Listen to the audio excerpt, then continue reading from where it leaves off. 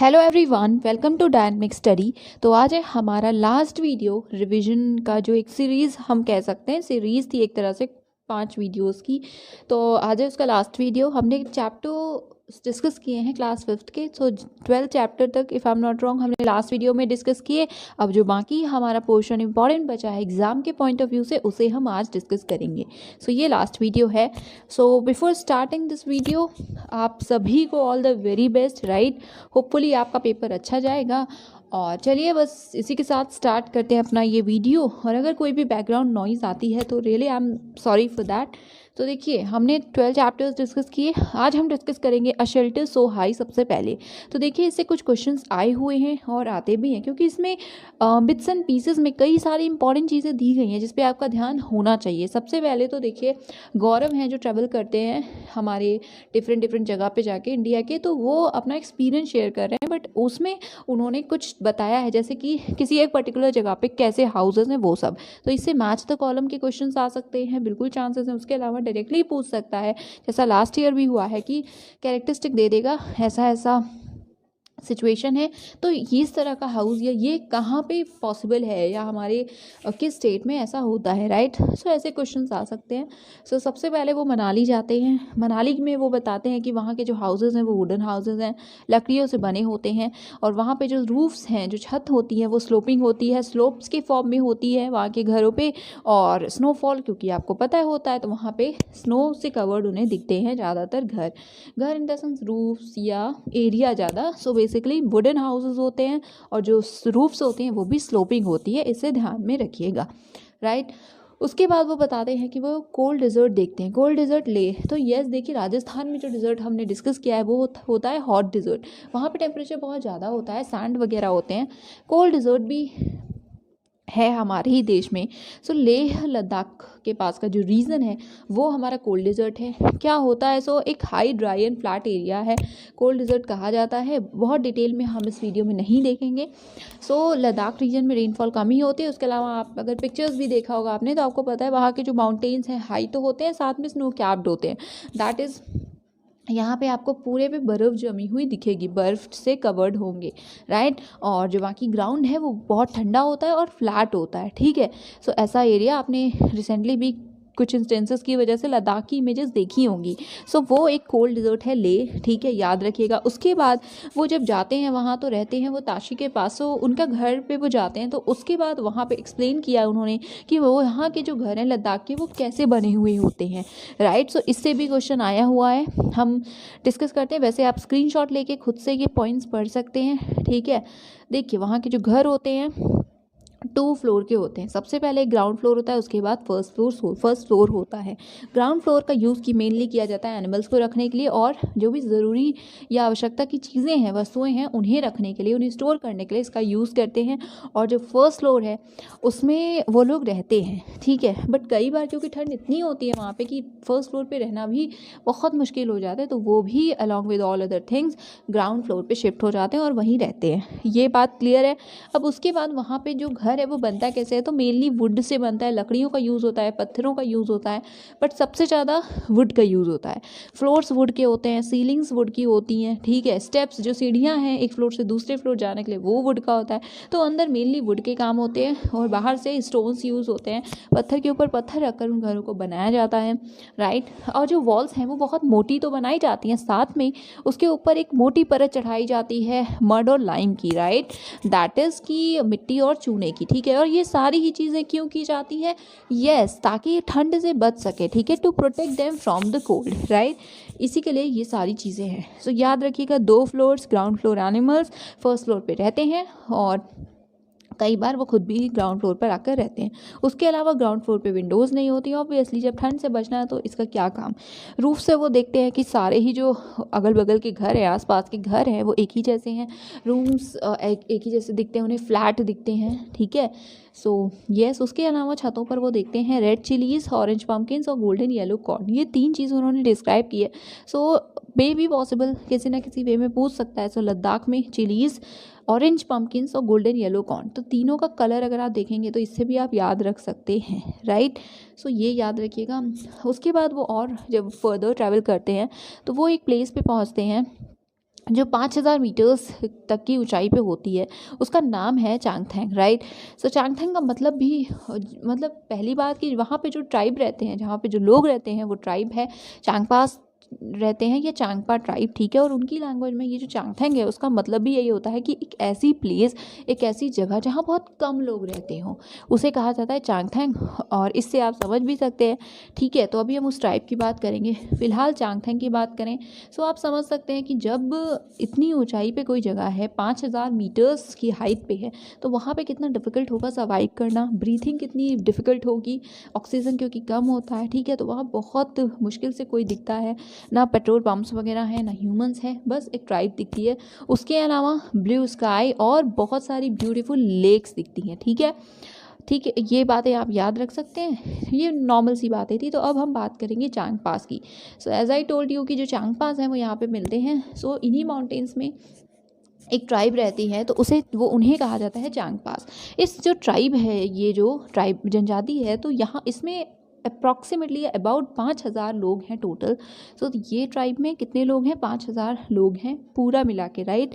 तो ये हमेशा मूव करते रहते हैं अपनी गोट्स और शिप्स के साथ, ठीक है। और यही जो गोट्स हैं और शीप है, इन्हीं के थ्रू इन्हें जो भी चीज़ें चाहिए होती हैं, ज़रूरत होती है, मिलती हैं। जैसे मिल्क है, मीट है, टेंट वगैरह बनाने के लिए स्किन्स है, या कोट्स और स्वेटर्स बनाने के लिए वूल्स है। और उसके अलावा ये जो गोट्स हैं, ये इनका बहुत ही एक तरह से ट्रेजर है, खजाना है उनके लिए। क्यों?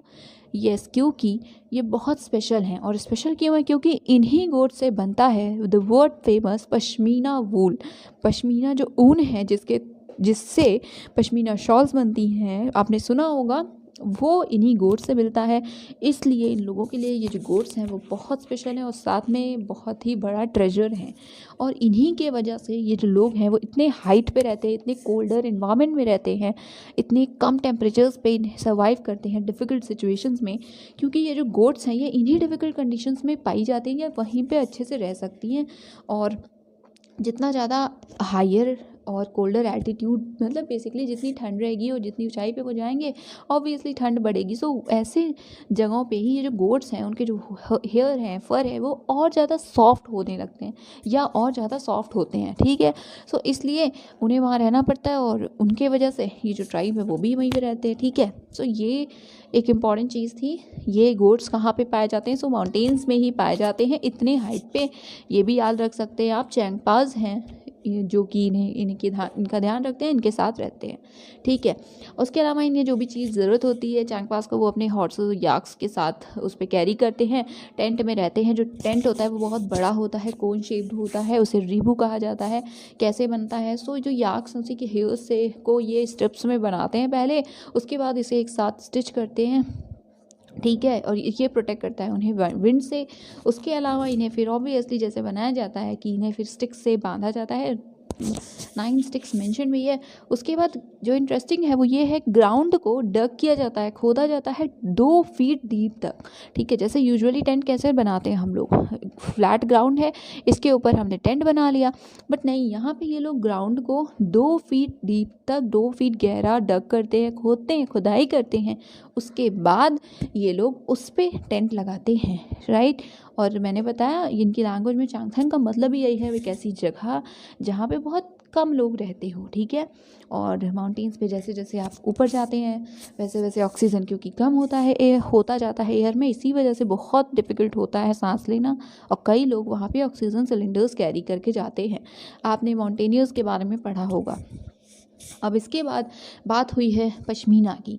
सो पश्मीना शॉल को जितना आप 6 स्वेटर्स पहनेंगे उतना या उससे ज़्यादा अधिक वार्म होता है, गर्म होता है, राइट। बहुत ही अच्छा होता है। उसके अलावा बहुत ही थिन होता है देखने में। और आपने सुना होगा कि जो टेस्ट होता है कि रियल पश्मीना है या नहीं, कि एक रिंग आपके फिंगर की जो होगी, उस रिंग से वो पूरा शॉल पास कर जाए, राइट। तो इतना थिन होता है बट स्टिल इतना ज़्यादा वार्म होता है।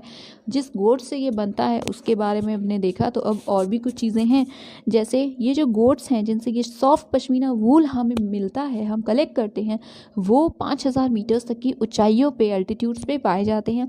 और वहाँ का जो टेम्परेचर है वो 0 डिग्री से भी कम हो जाता है, दैट इज़ -40 डिग्रीज तक चला जाता है, ठीक है। और वही बात है यहाँ पे कि क्योंकि वहाँ टेम्परेचर इतना कम है, इसीलिए जो गोट्स हैं उनके शरीर पे, उनके बॉडी पे एक कोट ऑफ वार्म एयर, ये हेयर्स होते हैं, फर्स होते हैं, और उसकी एक कोटिंग उनके बॉडी पे आ जाती है ताकि इतनी एक्सट्रीम कोल्ड से उन्हें प्रोटेक्ट किया जा सके, ठीक है। और ये जो गोट्स हैं वो इसी फर को समर में अपना शेड कर देते हैं, और ये हेयर बहुत ही ज़्यादा फाइन भी होते हैं, दैट इज़ पश्मीना वूल्स। फर बहुत ही ज़्यादा फाइन होते हैं कि ये भी मेंशन है कितना, so this hair is so fine that 6 of these would be as thick as 1 hair of yours. अगर इन हेयर्स को 6 को, ठीक है, 6 सपोज आपका एक हेयर है, उसके बाद ये जो हेयर्स गिरे हैं, ये फर हैं इस गोट के, उसके 6 हेयर्स को आप एक साथ जब मिलाएंगे तब वो उसकी जो थिकनेस है वो इतनी होगी जितनी आपके एक हेयर की होती है, राइट। सो इतना सॉफ्ट और इतना ज़्यादा फाइन होता है, आप समझ सकते हैं। तो इससे बनता है शॉल, बट वो भी बहुत डिफ़िकल्ट होता है, बहुत ज़्यादा, ठीक है। और ये इसीलिए क्योंकि इतना फाइन होता है इसलिए मशीन्स पे यूजुअली बनता नहीं है, और इसीलिए हमारे कश्मीर के जो वीवर्स हैं वो लोग खुद से इन अपने हाथों से इन शॉल्स को बनाते हैं। बहुत ही डिफ़िकल्टी से, बहुत ही लॉन्ग प्रोसेस है, राइट। और कितना टाइम लगता है, so after almost 250 hours of weaving one plain pashmina shawl is made. एक प्लेन सिर्फ फर से प्लेनली अगर एक पश्मीना शॉल बनती है तो उसमें 250 घंटे का वर्क लगता है। 250 घंटे तक वो जो हमारे वीवर्स हैं वो वीविंग करते हैं, तब जाकर एक प्लेन पश्मीना शॉल बनती है जिसमें कोई एम्ब्रॉयडरी नहीं हो, कुछ भी नहीं हो। तो अब आप सोचिए कि एम्ब्रॉयडरी हो तो कितना टाइम लगे। सो जो चीज़ें इंपॉर्टेंट हैं, 6 स्वेटर्स तक की वार्मथ होती है। आपके 6 स्वेटर्स, एक पश्मीना शॉल, गोट्स 5000 मीटर्स की हाइट पे पाए जाते हैं, टेम्परेचर -40 तक जाता है, एक्सट्रीम कोल्ड होती है। उसी से बचाने के लिए ये जो फर्स हैं वो उस गोट की बॉडी पे आते हैं, राइट। और यस, जो वीवर्स हैं अपने हाथों से इसे बनाते हैं। अब रेबो के बारे में हमने भी देखा, वो टेंट होता है, बहुत ही बिग, बहुत ही बड़ा होता है, ऐसा लगेगा कि एक रूम है। 2 वुडन पोल्स मिडिल में होते हैं, ठीक है, मतलब ऑब्वियसली कोन शेप्ड होगा, या बेसिकली मिडिल से सपोर्ट के लिए 2 पोल्स होते हैं मिडिल में। उसके बाद ओपनिंग होती है ताकि चूल्हा या जो स्टोव है, गैस है, उससे जो स्मोक निकलता है वो पास हो सके, और चांगपास को बहुत ही ज़्यादा ठंड, एक्सट्रीम कोल्ड से ये जो टेंट है बचाता है। और उसके अलावा टेम्परेचर आपको मैंने बताया कि जो वहाँ का टेम्परेचर है वो 0 डिग्री से कम हो जाता है। और लेखा क्या होता है, तो देखिए वो लोग साथ में ट्रैवल कर रहे हैं, चांगपास साथ में शीप और गोट्स भी हैं, वो कहाँ रहेंगी, तो रिबू दैट इज़ अपने टेंट के ही पास में एक जगह वो बनाते हैं, ठीक है, उसे कहा जाता है लेखा, राइट, जहाँ पे वो उन गोट्स को, अपने भेड़ बकरियों को रखते हैं। कैसे ये जो वॉल्स से बनाई जाती हैं, सो ये वॉल्स पत्थरों से बनाई जाती हैं, स्टोन से के थ्रू बनाई जाती हैं, और हर फैमिली अपने एनिमल पे एक स्पेशल मार्क बनाता है, क्योंकि सब एक साथ रहेंगे तो डिफ़िकल्टी होगी, तो इसलिए हर एनिमल पे एक मार्क बनाया जाता है ताकि वो फैमिली पहचान ले। उसके बाद बात की गई है, या बात उन्होंने बताई है श्रीनगर की, तो हम डायरेक्टली एग्जाम्पल्स देखेंगे। सो सबसे पहले यहाँ पे आपको हाउस बोट्स दिख रही हैं। हाउस बोट्स की हुए बोट हैं, बट अंदर पूरी हाउस की फैसिलिटीज़ अवेलेबल होती हैं, राइट। और टूरिस्ट आते हैं तो ये आपने डल झील में भी देखा होगा कि हाउस बोट्स वहाँ पे रहते हैं। कितने लंबे हो सकते हैं, सो ये 80 फीट तक और 8-9 फीट तक वाइड, ठीक है, चौड़ाई में 8 से 9 फीट होते हैं और 80 फीट तक लंबे होते हैं, राइट, ये देख ही लीजिएगा। उसके अलावा ये है, क्या है, सो ये है डोंगा, राइट। सो इसे हम डोंगा कहते हैं, ऑब्वियसली श्रीनगर में ही रहते हैं, देखा गया है आपने इन्हें डल लेक और उसके अलावा हमारे झेलम रिवर, इन दोनों पे ही देखा जा सकता है। डोंगा भी घर के ही जैसे है, वो डिफरेंट रूम्स है, बट आप देख सकते हैं कि हाउस बोट और इसके स्ट्रक्चर में कितना डिफरेंस है। वो थोड़ा सा लग्जूरियस टाइप का कह सकते हैं हम, ये normal, right, but still house है, अलग अलग इसमें रूम्स होते हैं, राइट। उसके अलावा ये कुछ कार्विंग की भी फ़ोटोज़ गौरव ने इस बुक में इंक्लूड की हुई हैं, जिसमें हाउस बोट्स की सीलिंग वगैरह पे और घरों में ये ब्यूटीफुल सी कार्विंग होती है। इसे कहते क्या है, इसे ख़त्म बंद कहते हैं, या खत्म बंद, ठीक है। और ये पज़ल, जिक्सॉ पज़ल जैसा इसका पैटर्न होता है, याद रखिएगा, खत्म बंद एक ब्यूटीफुल कार्विंग है, या ब्यूटीफुल क्या मतलब कार्विंग है जो वुड पे की जाती है, नक्काशी है, राइट। उसके अलावा ये घर हैं, तो कश्मीर के कुछ गांव हैं, या गांव जो है वहाँ पे घर कैसे बनते हैं, तो वहाँ पे स्टोन्स के कट करके और उसके बाद एक के ऊपर एक रख कर फिर उसे कोट कर दिया जाता है मड से। यहाँ पे आपको मड दिख रहा होगा, ठीक है, और यहाँ पे ये दिख रहा है स्टोन के ऊपर स्टोन, तो समथिंग लाइक दिस ओनली, ऐसे ही बनाया जाता है, स्टोन के ऊपर पत्थर के ऊपर पत्थर रखा जाता है, बनाया जाता है, और मड से ऊपर से कोटिंग की जाती है, और रूफ स्लोपिंग है। उसके बाद यहाँ पे एक और चीज़ बताई गई है कि ये विंडो दिख रही है आपको, तो कई सारे पुराने घर हैं जिसमें स्पेशल टाइप की विंडो होती थी, ठीक है, जो वॉल से, तो देखिए ये हो गई वॉल, राइट, यहाँ पे भी देखिए ये वॉल है, बट इससे बाहर की तरफ ये विंडो आ रही है, ठीक है। इसे क्या, इसे डैब या डैब, हाँ डैब ही ये लिखा है, DAB, डैब कहा जाता है। बहुत ही अच्छे वुड के पैटर्न से इसे बनाया जाता है। आप देखिए कितनी अच्छी विंडो है। सो येस, बहुत ही अच्छा पैटर्न है। ये भी कहाँ पाई जाती है, कहाँ है, हमारे कश्मीर में, ठीक है, जम्मू एंड कश्मीर। उसके अलावा कई सारे हमारे जो घर हैं वो स्टोन्स, ब्रिक्स, वुड सब चीज़ों से मिलाकर बनते हैं, ठीक है, सबका यूज़ होता है।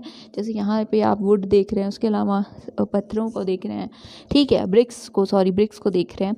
और जो डोर्स हैं, जो दरवाजे हैं और विंडोज़ हैं, वो उसमें मेहराब होते हैं, ब्यूटीफुल आर्चेस बने होते हैं, राइट। सो ये भी सेम जगह पे है। उसके अलावा डल लेक पे ये है शिकारा, ठीक है। सो ये कुछ चीज़ें डल लेक या कश्मीर से रिलेटेड हैं, जम्मू एंड कश्मीर से रिलेटेड, सो आप इसे ध्यान में रखिएगा। उसके बाद बात की गई है बकरवाल पीपल्स की, बकरवाल ट्राइब की। सो यहाँ पे ये जो घर आपको दिख रहे हैं, इसमें वो ट्राइब्स या वो लोग रहते हैं। ये स्टोन और मड से बनता है, मिट्टी से और पत्थरों से बनाया जाता है। यहाँ पे विंटर में कोई नहीं रहता, समर में बकरवाल्स हैं जो आते हैं अपने गोट्स के साथ ग्रेजिंग कराने, बेसिकली उन्हें आते हैं और वो यहीं पर रहते हैं, राइट। उसके अलावा ये कश्मीर की एक बेकरी की पिक्चर है, तो बहुत कॉमन है कश्मीर में बेकरीज। उसके बाद यहाँ पे भास्कर भाई के फार्म की बात हुई है एक दूसरे चैप्टर में, जिसमें बहुत ही अच्छी कुछ बातें बताई गई हैं जो एग्ज़ाम के पॉइंट ऑफ व्यू से इंपॉर्टेंट हैं। सो क्रोटॉन प्लांट्स के बारे में कुछ बताया गया है। सो एक छोटे प्लांट्स होते हैं, कुछ प्लांट्स हैं जिसमें जो लीव्स हैं बहुत ही कलरफुल होती हैं और इनका एक बहुत अच्छा रोल है जो कि भास्कर भाई बताते हैं लोगों को। सो क्या है, सो ये क्रोटॉन प्लांट्स होते हैं जो कि इन्हें सिग्नल देते हैं जब सॉइल है सूख जाता है, ड्राई हो जाती है, कैसे।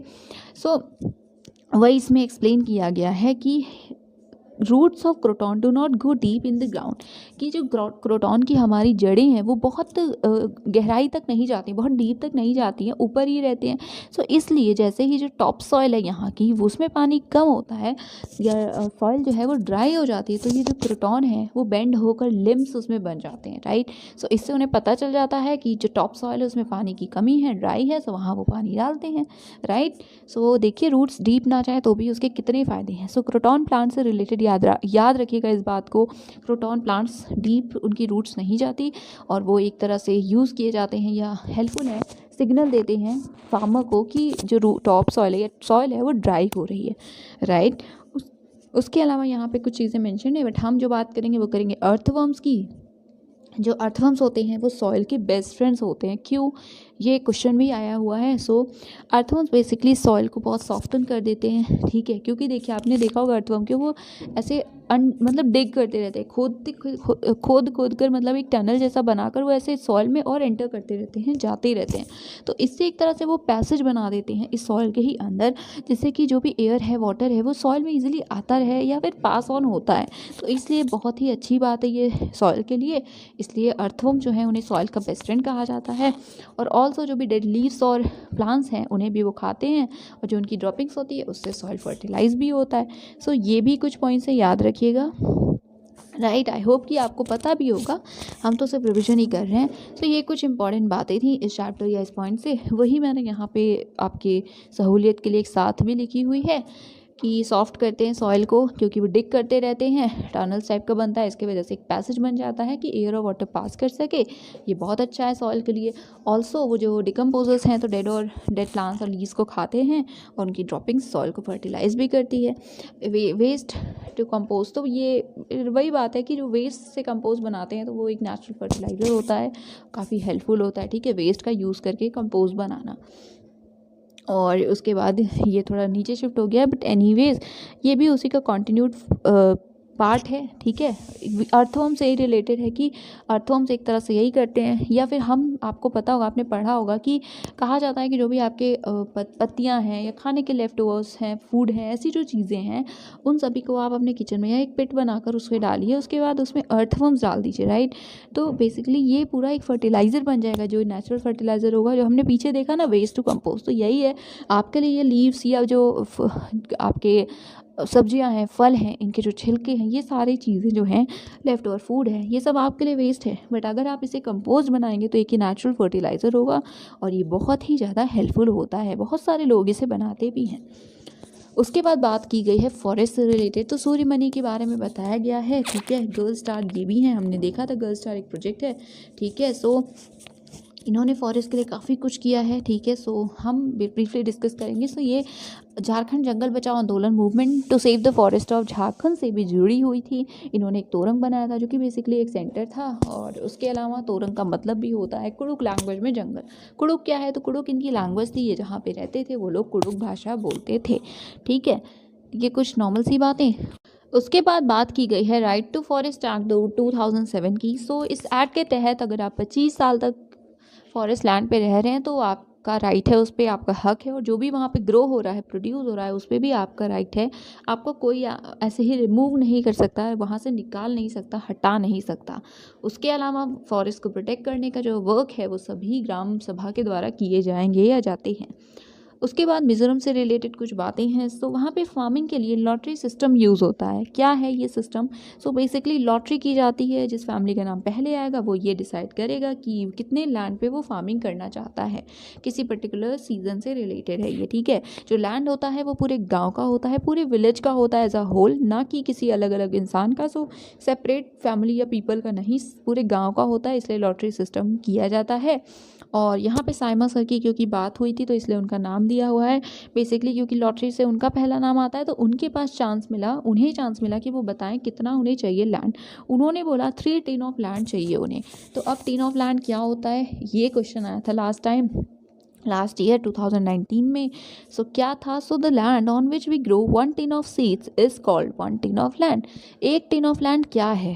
1 टिन लैंड नहीं है, लैंड है जिसपे हम 1 टिन सीड ग्रो कर सकते हैं, ठीक है। लैंड ऑन विच हम 1 टिन ऑफ सीड ग्रो करेंगे वो होगा 1 tin of land. 3 tin Saima sir ने बोला, इसका मतलब वो उतना लैंड चाहते हैं जिसपे कि वो 3 tin of land 3 tin of seeds grow कर सकें, ठीक है, याद रखिएगा। उसके बाद झूम फार्मिंग की बात है कि यहाँ पे झूम फार्मिंग बहुत फेमस है या होती है। एक क्रॉप है, एक फसल है जो पूरी जब हो जाती है इसे काट लिया जाता है, उसके बाद उस लैंड को एज इट इज़ कुछ सालों के लिए छोड़ देते हैं, वहाँ पे कुछ ग्रो नहीं कराते, बट ऑब्वियसली बांस है, बैम्बू है या वीड्स हैं, खरपतवार हैं, वो सब ग्रो होते हैं। तो उसके बाद उनका क्या किया जाए, तो उन्हें ऐसे उखाड़ नहीं दिया जाता, पुल नहीं किया जाता, इनफैक्ट उन्हें सिर्फ काटा जाता है और बर्न कर दिया जाता है, और जो उससे एशेस निकलती है, जो राख होती है, वो इवन लैंड को और फर्टाइल ही बनाती है, राइट। फिर जब ये लैंड रेडी होता है, तैयार होता है फार्मिंग के लिए, तो इसे थोड़ा बहुत डग किया जाता है, एकदम से जोता नहीं जाता, पूरी प्लगिंग नहीं होती, राइट। और फिर इसमें सीड्स ड्रॉप करके जो भी आपको फसल ग्रो करनी है आप वो करते हैं, ठीक है।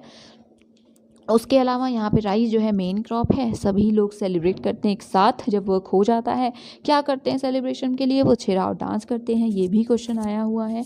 छिराव डांस कहाँ? तो मिज़ोरम में होता है।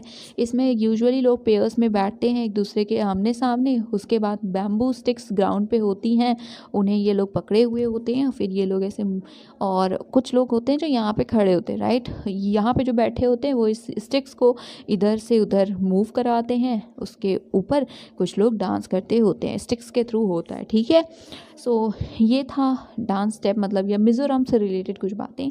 उसके बाद ग्रीगर जोहान मेंडल का एग्जाम्पल नहीं, मतलब उनके एक्सपेरिमेंट के बारे में बताया गया था। आपको भी पता होगा मेंडल के बारे में, मेंडल्स एक्सपेरिमेंट पी के साथ उन्होंने किया था। ऑस्ट्रिया में जन्मे थे 1822 में, उन्होंने फिर मोनेस्ट्री में जाकर काफ़ी सारे एक्सपेरिमेंट्स किए थे। 7 साल तक उन्होंने 28,000 प्लांट्स पे किए थे एक्सपेरिमेंट, और उन्होंने एक नया चीज़ डिस्कवर किया। आपको पता है जो ट्रेट्स होते हैं किसी भी प्लांट में, ठीक है, वो पेयर्स में आते हैं। जैसे सीड है, या तो स्मूथ होगी, उसका जो सरफेस है वो एकदम सपाट होगा, स्मूथ होगा, या फिर थोड़ा रफ होगा, खुरदुरा होगा, राइट। इसी तरह जो सीड है या जो कलर है वो या तो येलो होगा या ग्रीन होगा, लंबी होगी छोटी होगी, इस तरह की चीज़ें। तो ये जो एक्सपेरिमेंट था उन्होंने किया था, और आप चाहें तो एक बार इसको पढ़ सकते हैं, राइट। सो उसके बाद कुछ लास्ट चीज़ है, बस इसे हमने पढ़ा था, बस एक चीज़ आपको ये रिमाइंड कराना था कि मुकदम क्या होता है। सो मुकदम एक एजेंट होते हैं जो कि मनी देते हैं, ठीक है। फैमिली से रिलेटेड था कि फैमिलीज़ जब तक उनकी फसल वगैरह, क्रॉप वगैरह, उनका जो लैंड है, फार्मर्स हैं वो, क्यों तो वहाँ पे जब काम होता है जब तक, तब तक वहाँ काम करते हैं, उसके बाद पैसे उनके ख़त्म हो जाते हैं, ठीक है, तो वो दूसरी जगह जाके शुगर केन इंडस्ट्रीज़ के लिए काम करते हैं, उन्हें वहाँ तक ले कौन जाता है? मुकदम। मुकदम क्या करता है? तो मुकदम उन फैमिलीज़ को लोन देता है, क्योंकि वो मनी लेंडर होता है, एक तरह से एजेंट होता है, वो जाके इनको पैसा देता है, उसके एवज में इन्हें वहाँ पे जाके काम करना होता है शुगर केन इंडस्ट्रीज़ के लिए, ठीक है।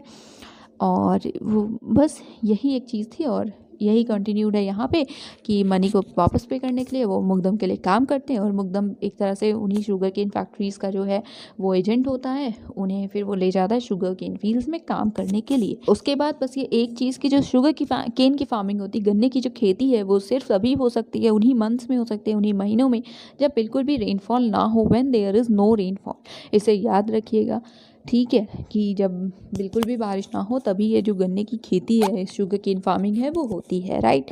सो यस, दैट इज़ इट। ये थी कुछ बातें और all the very best again to all of you. Thank you so much.